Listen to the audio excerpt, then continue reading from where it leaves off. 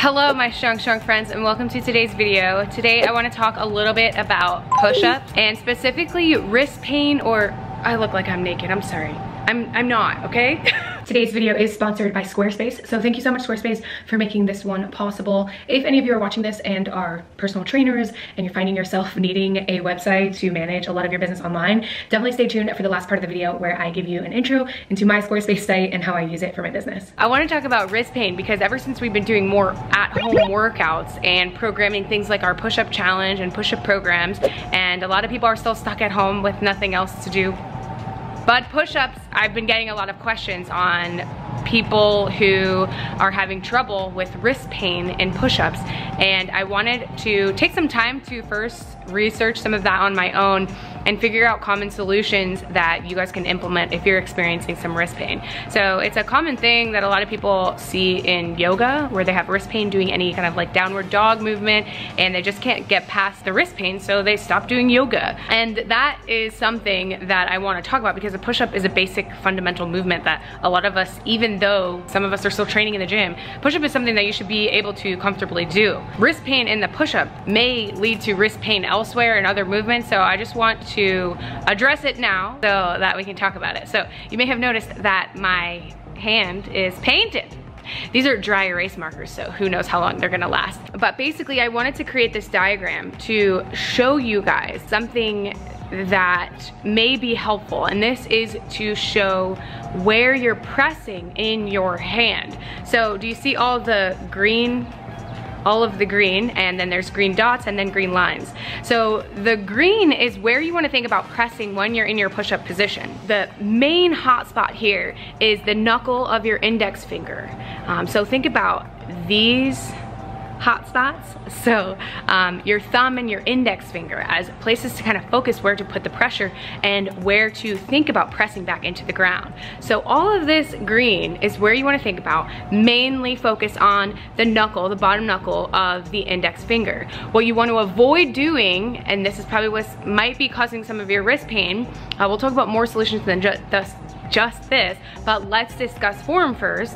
You want to avoid collapsing or putting a lot of weight on the heel of your hand. Yeah, that's all I gotta say about that. So you can try to put your energy and your pressure on this index finger knuckle first, and then try to press through your entire hand.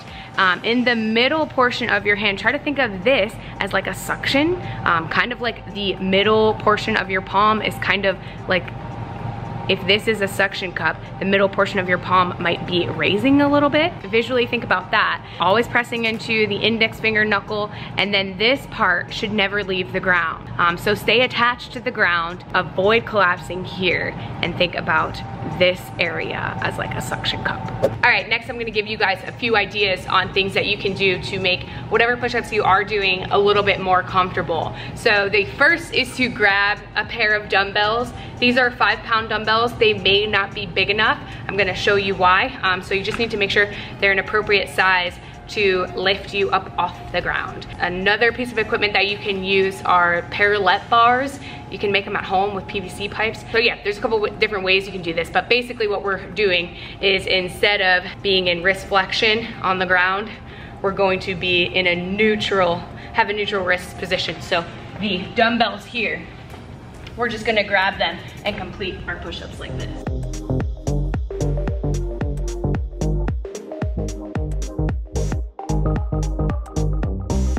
That's one way to do them. Alternatively, you could take a yoga mat or any kind of mat that you have at your gym or at home and roll it up a few times, and then place the heel of your hand on the rolled up yoga mat. One, it'll give you a little bit more soft of a surface, and two, you might be able to focus then on placing your weight into those joints that I talked about in the hand diagram. Now the thing to think about here is, since you're getting yourself out of the natural push-up position, it may be harder to push into that main point of contact, the knuckle of your index finger. So keep that in mind, but if you're wanting to do some push-ups, having a really hard time, try that position as well. All right, while I'm doing these, I'm holding a 0.5 kilo. If I had a lighter one I would, but this is relatively light. Don't go heavy on any of these exercises, especially if you're someone who's feeling some pain. light is key. You could even probably take like a can of tomato soup or something and do these exercises.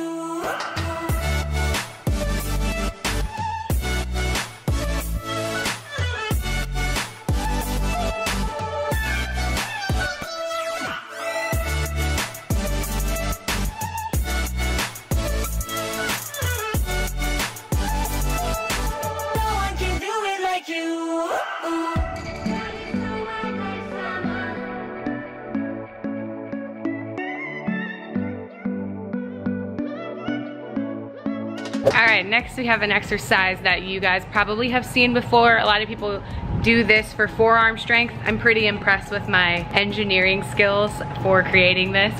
This is a dowel roll. So all you need is a dowel, some sort of pipe. This is just a PVC pipe. I have a resistance band on there, and then again, using my little 5 kilo weight. Some people do push the weight for this for forearm strength, but basically all you're gonna do is roll.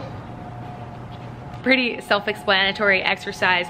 One thing you want to keep in mind is that you can't have a thing that will roll. So if you notice in mine, I just use my thumb to make sure that the resistance band or my rope or whatever isn't just rolling doing that. Does that make sense? So yeah, you can probably rig one of these up with household items like most of the things here. A pretty simple thing that you can do, doesn't have to be in the gym at any time, are just some pinch pulses and palm squeezes. I'm like looking to see if I had an actual legit name for these.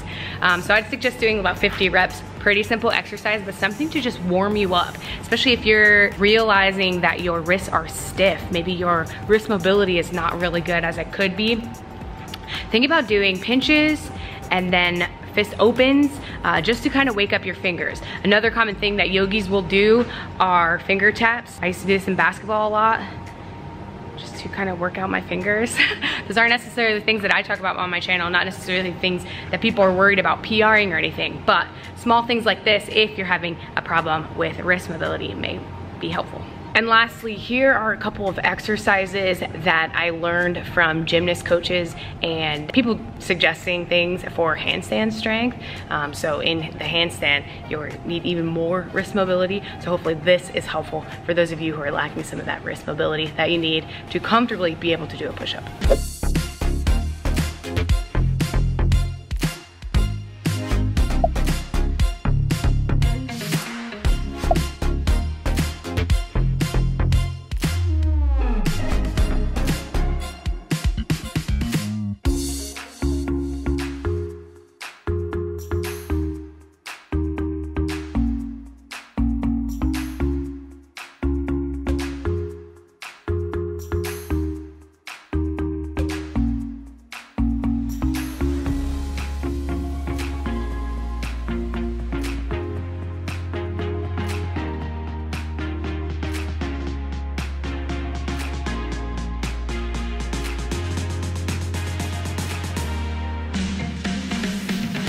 All right, you guys, I hope that this video was helpful, especially for those of you who have been having a hard time doing some of the program push-ups that I've been talking about, or that a lot of bodyweight programs have been calling for.